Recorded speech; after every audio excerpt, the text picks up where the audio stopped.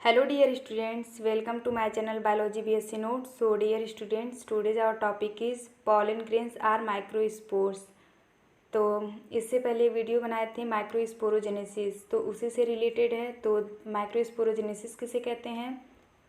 जब आपके pollen grains या माइक्रोस्पोर्स का फॉर्मेशन होता है तो उसे हम लोग माइक्रोस्पोरोजेनेसिस के नाम से जानते हैं। It means the process of formation of pollen grains or microspore is known as microsporogenesis. तो उसमें कुछ आपके डायग्राम बाकी रह गए थे, आप उसको देख लीजिए। जो माइक्रोस्पोर मदर सेल थे MMC, ठीक है। तो मोनोकॉट और डाइकॉट में इनमें क्या होते थे? ये टेट्राहेड्रल होते थे और आइसोबाइलेट्रल होते थे। तो ये आपके हो गए टेट्राहेड्रल और ये हो गए आपके आइसोबाइलेट्रल, ठीक है। तो दो यहाँ दिया गया है, सक्सेसिव टाइप और साइमल्टेनियस टाइप। तो जो हम माइक्रोस्पोरोजेनेसिस में बताए थे आप उसमें इसको बना लीजिएगा। और एक बताए थे कैलोट्रॉपिस यानी मदार के बारे में। तो जो कैलोट्रॉपिस थे या ऑर्चिड थे उसमें क्या होता था, जो माइक्रोस्पोर थे वो साथ मिलके एक स्ट्रक्चर बनाते थे जिसे हम लोग क्या कहते थे? पॉलिनियम। तो उस वीडियो में हम बताए थे पॉलिनियम के बारे में।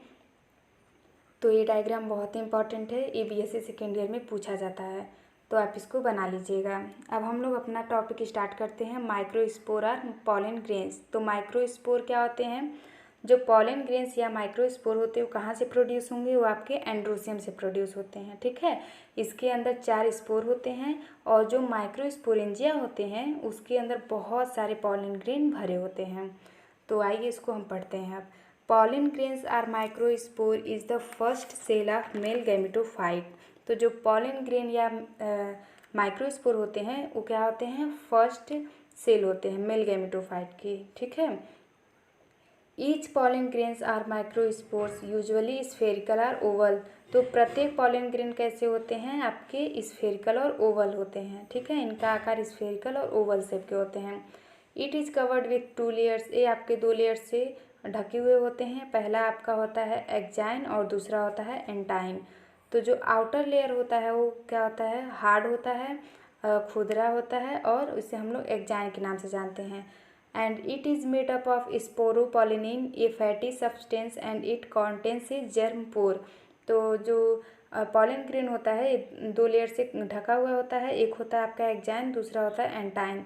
तो पहले हम लोग एक्जाइन के बारे में पढ़ेंगे जिसे हम लोग आउटर लेयर कहते हैं।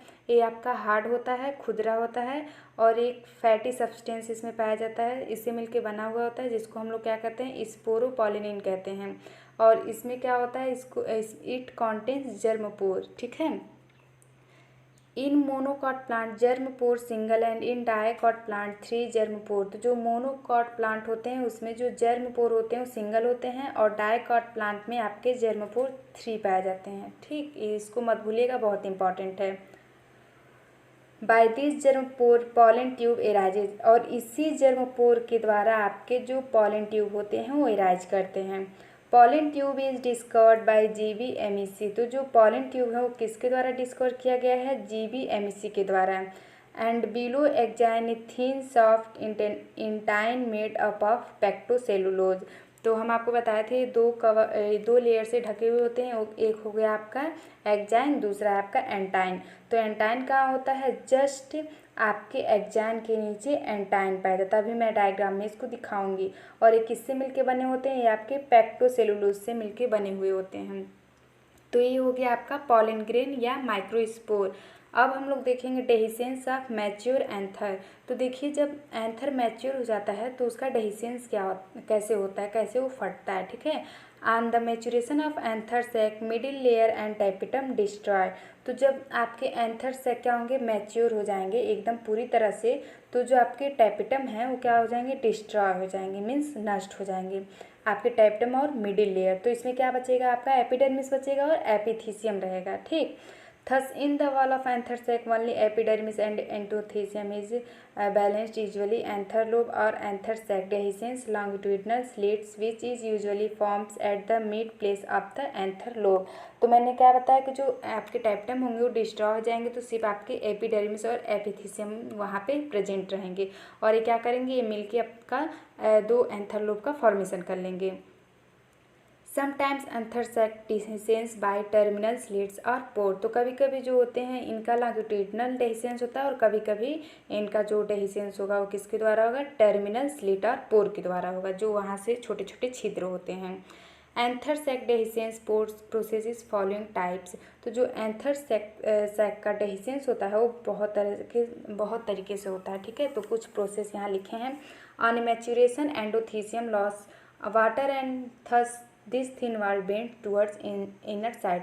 तो क्या होता है, जब मैच्योर हो जाते हैं एंथरसेक तो जो एंडोथीसियम होता है वो क्या करता है, वाटर को लूज करता है, जिसके द्वारा जो क्या होता है, ये झुक जाता है आपके अंदर के साइड से and create a pressure on stomium and they separate to one other. और क्या करता है, ये खूब ज़्यादा उस पर प्रेशर लगाता है, किस पे, स्टोमियम पे, और ये सेपरेट हो जाते हैं, एक दूसरे से अलग अलग हो जाते हैं। तो आपको पहले वाली वीडियो में बताए थे जो आपके पॉलिन ग्रेन्स होते हैं वो कहाँ से निकलते हैं, वो आपके स्टोमियम के द्वारा निकलते हैं। वहाँ पे आपका जो स्टोमियम होता है उसी के मतलब वो बहुत पतला लेयर का होता है एंडोथीसियम, ठीक, वहाँ एंडोथीसियम होता है और वहीं जहाँ से निकलते हैं पॉलिन ग्रेन उससे हम लोग स्टोमियम के नाम से जाते हैं। After dehiscence pollen grains are free. जब डिhiscence हो जाता है मतलब जब फट जाते हैं तो क्या होता है, जो पॉलिन ग्रेन्स होते हैं वो तो फ्री हो जाएंगे क्योंकि वो सब बाहर आ जाते हैं एंथरसेक से और ये फ्री हो जाते हैं, स्वतंत्र हो जाते हैं एंड जर्मिनेट, और क्या करते हैं, जर्मिनेट कर लेते हैं अपने आप को। In this process, pollen grain nucleus towards pollen wall by process of mitosis it divided into two nucleus। तो क्या होता है, यहाँ पे आपका माइटोसिस होगा पॉलन ग्रेन में और फिर दो डिवीजन में बढ़ जाएंगे। एक होता है आपका वेजिटेटिव जो कि बड़ा साइज होता है, एक आपका होता है जनरेटिव जो कि छोटा होता है। वेजिटेटिव से क्या होगा, आपका ट्यूब न्यूक्लियस का फॉर्मेशन होगा और जनरेटिव से क्या होगा, चारों ओर साइटोप्लाज्म कलेक्ट करेंगे और फिर इसमें क्या होगा, इस स्टेज में पॉलन ग्रेन जो होते हैं एंथरसेक से स्वतंत्र हो जाते हैं और पॉलन ट्यूब या जाके स्टिग्मा पे जाके चिपक जाते हैं। तो इस तरह से आपका क्या होगा, यहाँ पे फॉर्मेशन हो जाएगा, ठीक है, पॉलन ट्यूब का।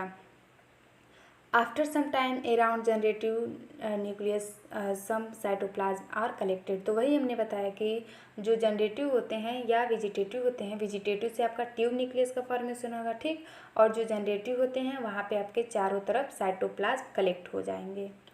Now these are called generative cells, और इन्हें को हम लोग क्या कहेंगे, जनरेटिव सेल कहेंगे। Usually in this stage pollen grain free from anther lobe और सैक। तो क्या हो जाएंगे, यहाँ पे आपके एकदम फ्री हो जाएंगे एंथर लोब से और एंथर सैक से। तो जो स्टोमियम होता है जब वहाँ से आपके एंडोथीसियम के द्वारा स्टोमियम में आते हुए पॉलन ग्रेन बाहर आ जाएंगे तो जो पॉलन ग्रेन होते हैं वो तो फ्री हो जाएंगे ना, एकदम अलग अलग हो जाएंगे, ठीक है। In some plant generative cell within pollen grain divide two male gametes. तो क्या होते हैं, कुछ प्लांट्स में जनरेटिव सेल जो होते हैं साथ में पॉलन ग्रेन वो डिवाइड करके क्या करते हैं, मेल गैमीट का फॉर्मेशन कर लेते हैं। And then pollination takes place in carpel stigma and male gametophyte development in gynoecium megasporophyll।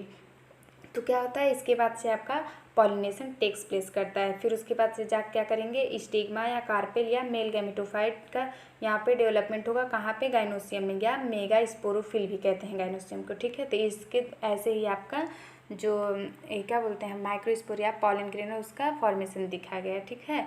तो देखिए यहाँ पे हमने डायग्राम बनाए हैं, आप इसको देख लीजिए, ये क्या है आपके, ये पॉलन ग्रेन है, ठीक है, किसके द्वारा है, माइक्रोस्पोरोजेनेसिस के द्वारा।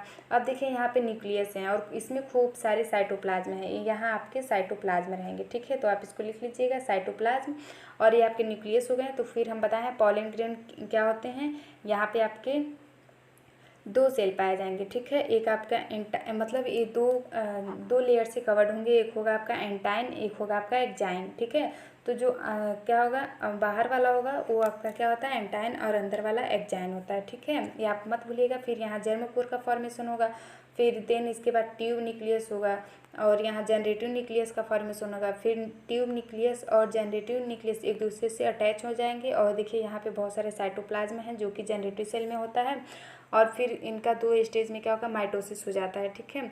उसके बाद से आपके ट्यूब न्यूक्लियस, जर्मपोर और मेल गैमेट्स एकदम दिखने लगते हैं। फिर लास्ट में देखिए आपके यहाँ जो पॉलन ट्यूब, मेल गैमेट्स और ट्यूब न्यूक्लियस का फॉर्मेशन हो गया। तो ये हो गया एक, क्या हो गया, ये हो गया आपके डेवलपमेंट ऑफ पॉलन ग्रेन। तो आप इसको लिख लीजिएगा और देख लीजिएगा, जहाँ भी ना समझ में आए आप इसको कमेंट बॉक्स में बता दीजिएगा। तो ये हो गया आपका माइक्रोस्पोर और पॉलन ग्रेन, जो कि बहुत इंपॉर्टेंट है। तो इसमें क्या बताया मैंने, जो पॉलन ग्रेन होते हैं वो आपके फर्स्ट मेल गैमेटोफाइट सेल होते हैं, ठीक, जो कि क्या है, आपके मेल गैमेट हैं। और उसके बाद से ये जो पॉलन ग्रेन होते हैं आपके 2 लेयर से ढके हुए होते हैं। पहला होता है एक्जाइन, जो कि बाहरी सरफेस है, दूसरा होता है एंटाइन, जो कि अंदर वाला सरफेस है, ठीक है। तो जो आउटर लेयर होता है वो क्या होता है, रफ और खुदरा होता है, मीन्स रफ और कठोर होता है, हार्ड टाइप का होता है। और किससे मिलके बना हुआ रहता है, स्पोरोपोलिनिन से मिलके बना होता है, और इसे फैटी सब्सटेंस के नाम से भी जानते हैं। और इसके पास क्या होता है, जर्मपोर होता है। जर्मपोर से ही क्या आपके होते हैं, जर्मपोर से आपके पॉलन ट्यूब बनते हैं। और जो एक्जाइन के नीचे होता है उसे हम लोग एंटाइन कहते हैं, जो कि आपका इसके नीचे होता है, जो कि आपका अंदरी वाला सरफेस है। ये किससे मिलके बने होते हैं, ये आपके पेक्टोसेलुलोज से मिलके बने होते हैं। उसके बाद से इनका डेhiscence होता है, तो क्या होता है कि जो टेप्टम होते हैं वो डिस्ट्रॉय हो जाते हैं, ठीक। और जो एपिडर्मिस और एपिथीसियम बसे होते हैं उसके बाद से आपके स्टोमियम के द्वारा ये बाहर आ जाएंगे। फिर जो पॉलन ग्रेन में माइटोसिस होता है, एक वेजिटेटिव होता है और जनरेटिव होता है। तो वेजिटेटिव से आपका ट्यूब न्यूक्लियस का फॉर्मेशन होगा, जनरेटिव से क्या होगा, इसमें इसके चारों तरफ साइटोप्लाज्म का कलेक्शन हो जाएगा, इकट्ठा हो जाएंगे। फिर इस स्टेज में पॉलन ग्रेन जो होते हैं वो एंथर सैक से स्वतंत्र हो जाते हैं, एकदम फ्री हो जाते हैं और पॉलिनेशन के लिए तैयार हो जाते हैं। फिर जाके स्टिग्मा पे जाकर चिपक जाते हैं, फिर यहाँ पे पॉलिनेशन हो जाता है, ठीक। तो हम लोग नेक्स्ट वीडियो में देखेंगे आपका गाइनोसियम, ठीक है, जिसे हम लोग क्या कहते हैं, आप इसे हम लोग किस नाम से जानते हैं, मेगा स्पोरोफिल के नाम से जानते हैं। तो आप इसको लिख लीजिएगा, बना लीजिएगा, जहाँ भी समझ में ना आया आप एक बार कमेंट बॉक्स में बता दीजिएगा। Thank you and have a nice day.